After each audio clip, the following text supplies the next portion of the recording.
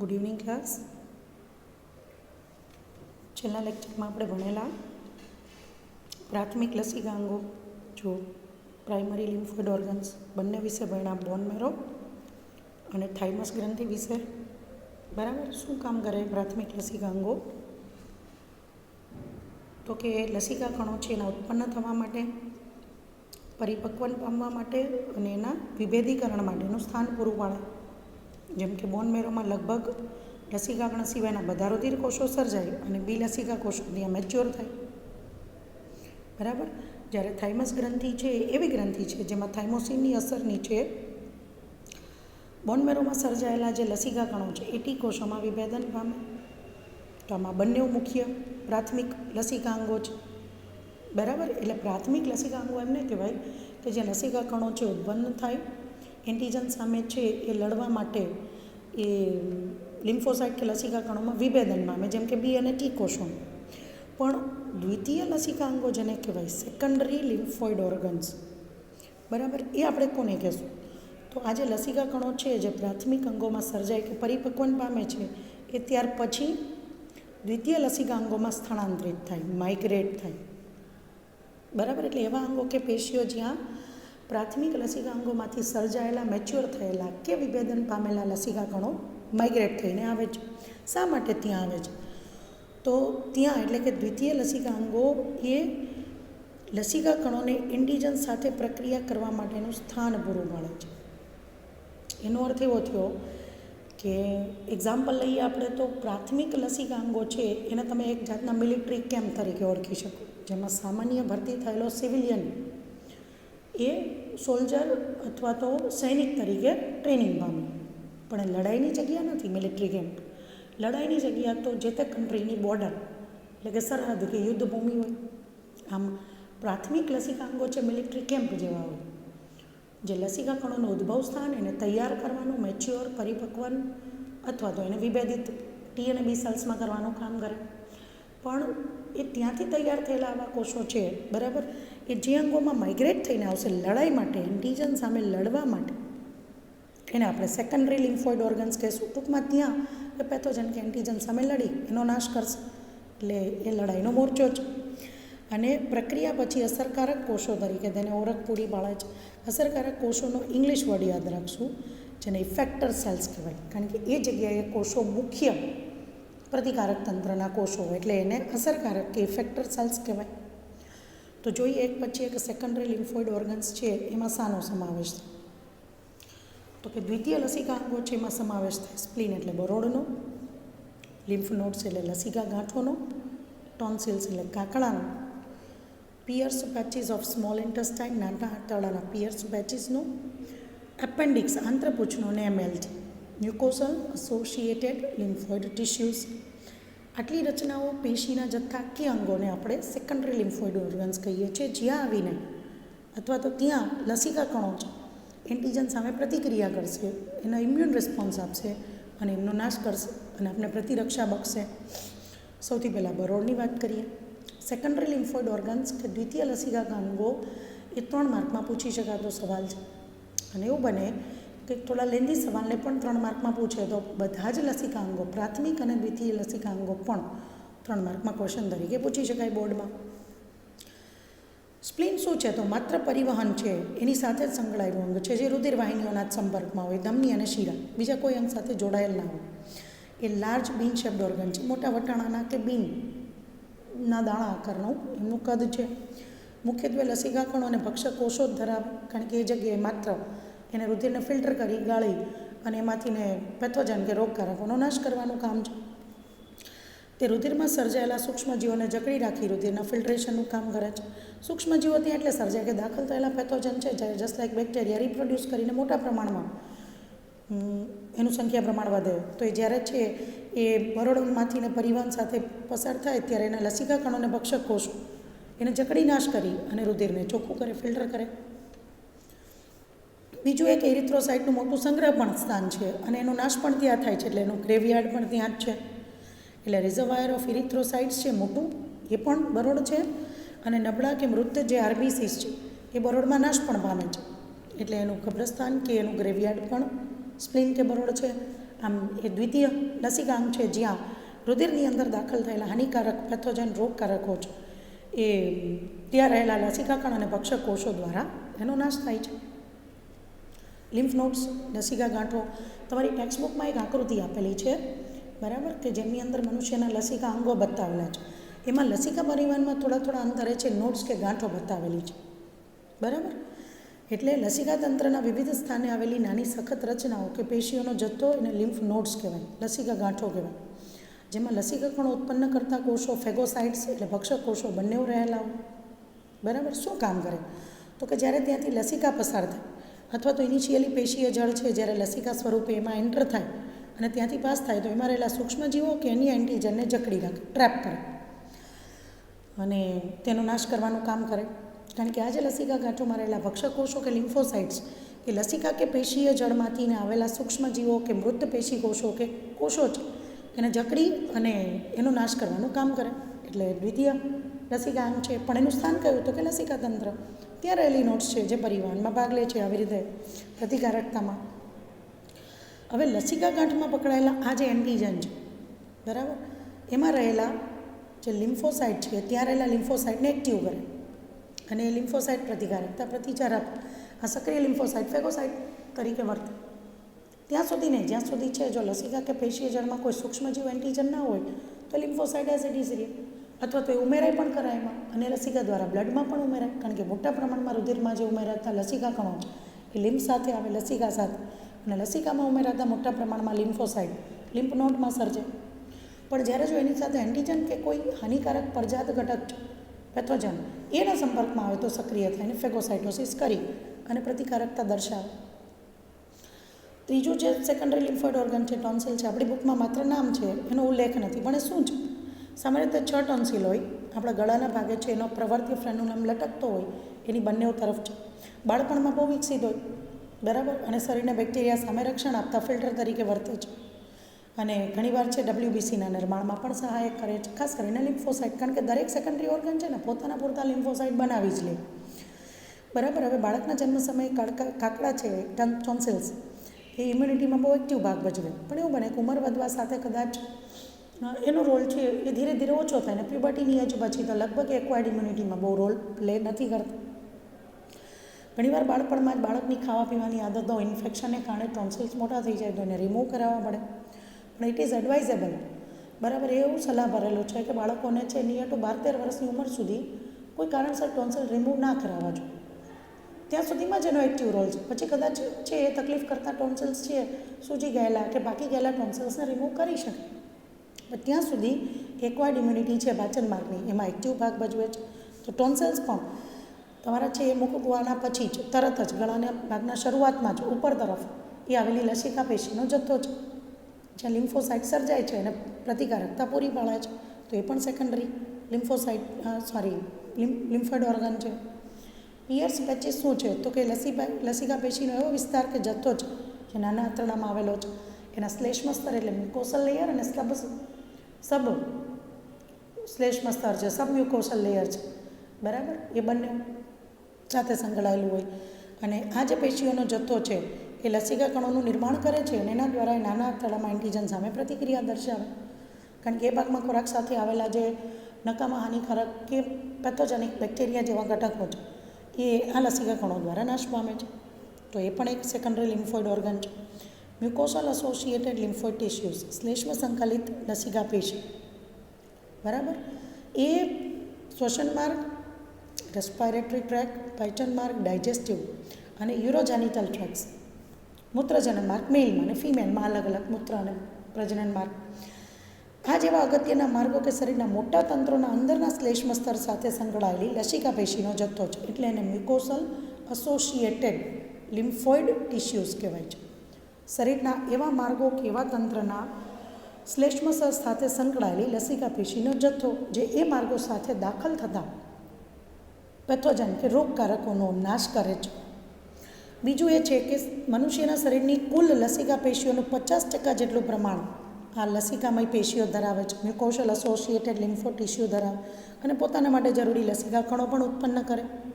તો એનો અર્થ એવો થાય કે અંગ પ્રાથમિક હોય લસિકા કે સેકન્ડરી હોય, એ પોતાના પૂરતા જરૂરી લસિકા કણો ઉત્પન્ન કરી શકે છે. ફેર એટલો કે પ્રાથમિક લસિકા કણો એને ઉત્પન્ન કરી મેચ્યોર કરી વિભેદન પામીને એને આગળ મોકલી આપે છે. પણ દ્વિતીય લસિકાંગો શરીરના જે તે ભાગો સાથે સંકળાયેલા એવા પેશિકાંગો છે કે જ્યાં એન્ટીજન સામેની લડાઈનું સ્થાન પૂરું પાડે છે. બરાબર.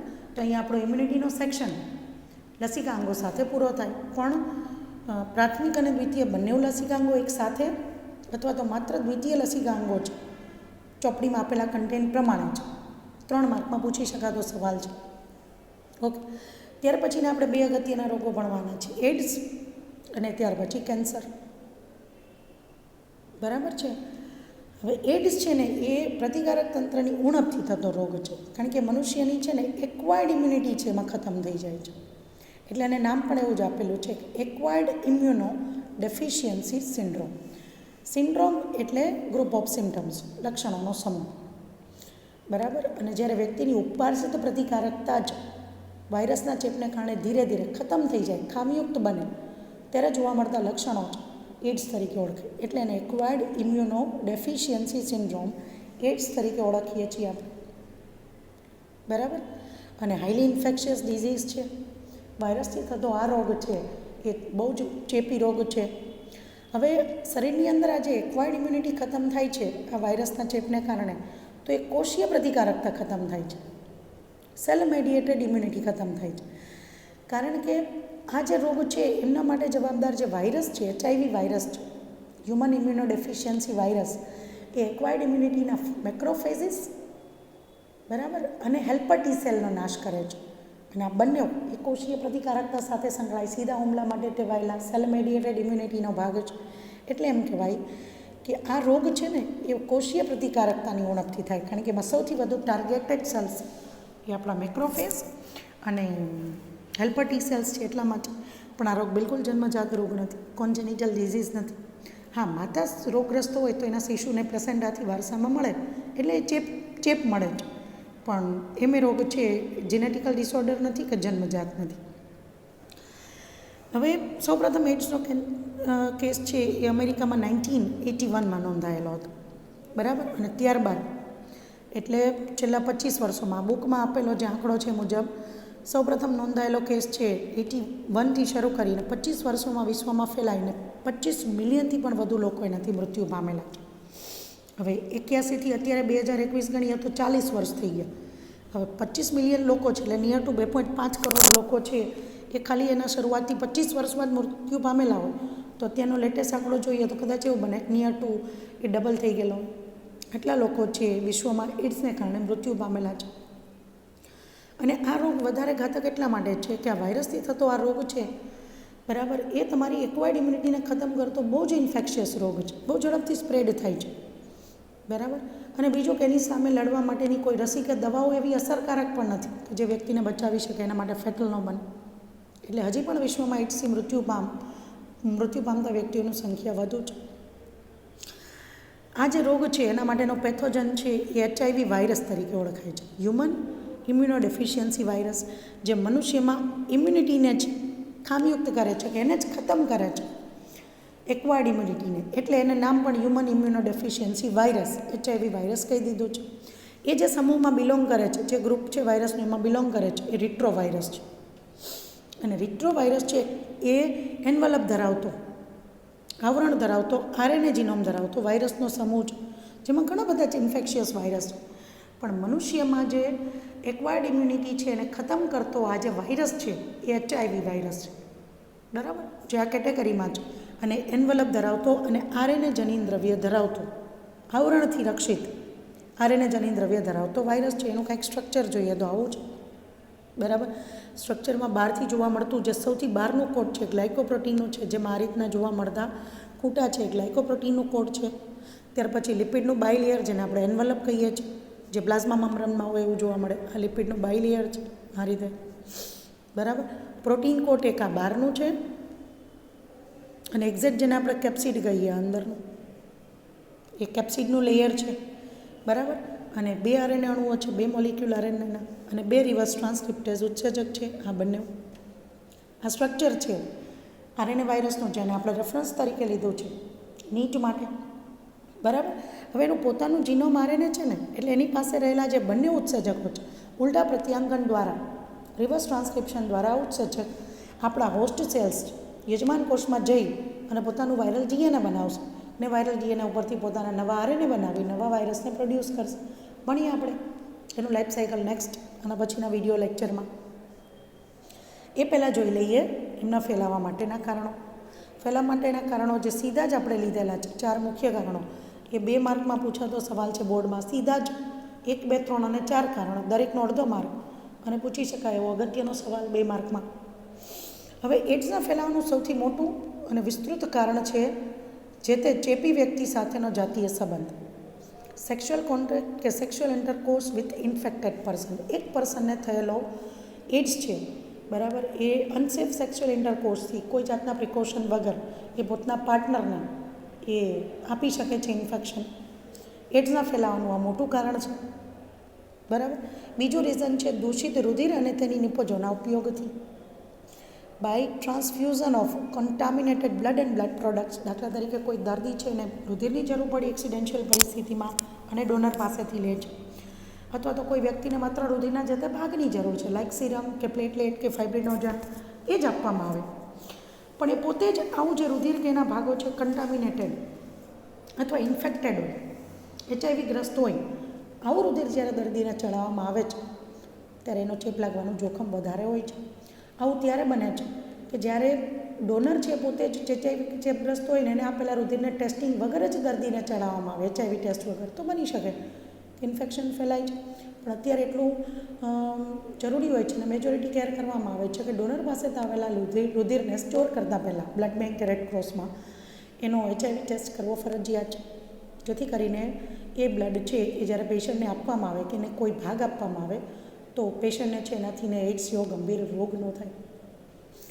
ત્રીજું મોટું રીઝન હોય છે કે ઘણીવાર છે એ વ્યક્તિ છે એ નશા કરતો હોય, કોઈ પણ પ્રકારના ડ્રગ્સ લેતો હોય, બરાબર, અને એ વ્યક્તિ પોતે HIV ગ્રસ્ત છે, ચેપગ્રસ્ત. હવે એણે કોઈ પણ જાતના એડિક્શન કે નશો કરવા, ડ્રગ્સનો ઉપયોગ કરવા માટે સિરિંજનો ઉપયોગ કર્યો છે અને આ સિરિંજ કે સોયનો સીધો શીરા દ્વારા ઉપયોગ કરે છે.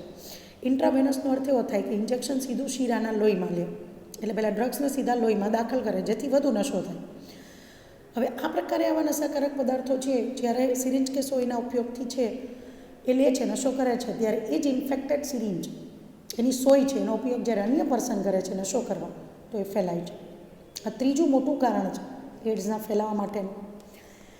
અને ચોથું કારણ છે રોગિષ્ઠ માતા પોતે HIV ગ્રસ્ત હોય, એડ્સનો રોગ થયેલો હોય તો એના જરાયુ પ્લેસેન્ટા દ્વારા એના ગર્ભસ્થ શિશુને મળે છે.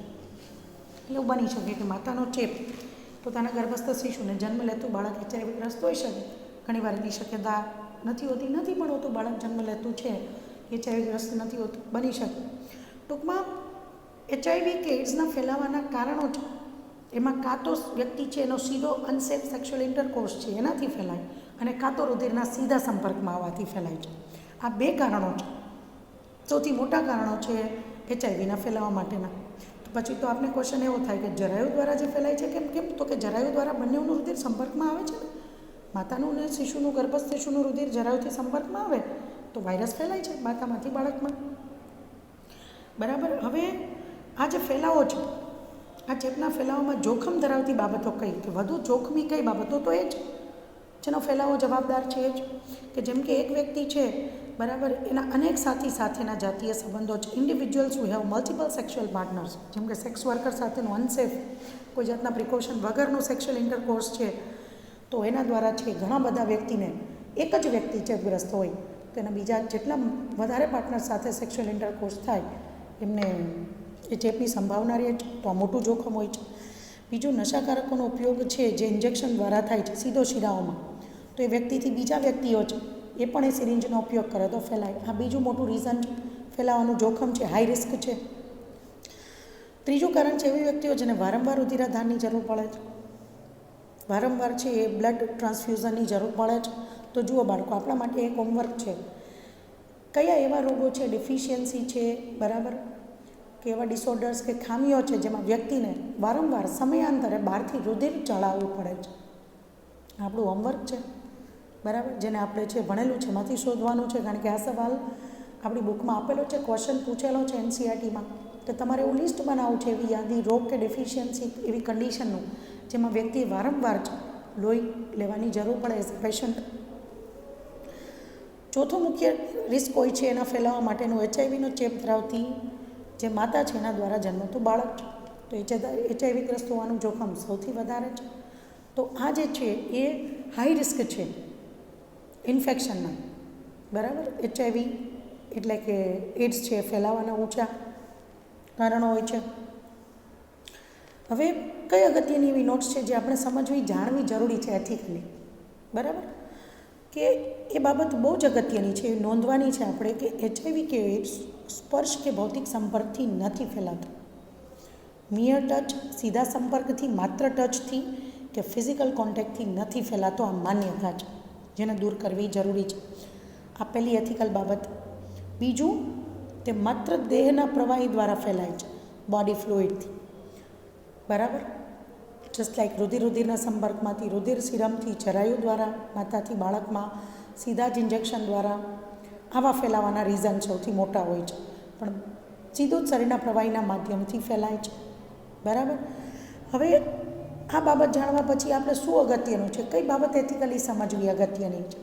જુઓ, કેવું બને છે કે શારીરિક અને મનોવૈજ્ઞાનિક સ્વસ્થતા માટે, ફિઝિકલ અને સાયકોલોજીકલ પેશન્ટની જે હેલ્થ છે એના માટે HIV કે HIV ગ્રસ્ત વ્યક્તિને પરિવાર કે સમાજ અલગ ન કરે. આ બહુ જ એડવાઇઝેબલ છે, બહુ જ જરૂરી છે સમજવું. કોઈ ફેમિલી કે આપણી સોસાયટીમાં કોઈ પર્સનને એડ્સ થયેલો છે તો એને ફેમિલી કે સોસાયટીથી અલગ આઇસોલેટ નથી કરવાનું, કારણ કે કોઈ જાતના એની સાથે રહેવાથી, ફિઝિકલ કોન્ટેક્ટથી, વસ્તુઓ વાપરવાથી એડ્સ નથી ફેલાતો. એ વ્યક્તિ સાથેના છે જાતીય સંબંધથી, એમના રુધિરના સંપર્કમાં આવવાથી, રુધિર લેવાથી, બરાબર, કે વ્યક્તિ પોતે માતા તરીકે બાળકને જન્મ આપે ત્યારે જ એડ્સ ફેલાય છે.